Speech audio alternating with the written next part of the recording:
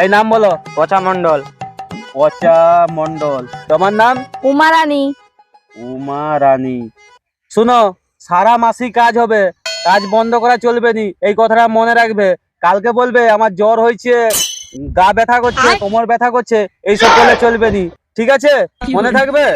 আচ্ছা, তোমাকে কত করে দিতে হবে? আমি তো বাবু 3000 টাকাই লুবো। আর তুমি কত নিবে? আমি 5000 টাকা নেবো। এতটুকু তুমি 5000 টাকা? ওই যে 3000 টাকায় কাজ করবে বললো। আরে আমার কথাটা বুঝুন, ওকে দিয়েই পুরা জমির কাজটা করাবো।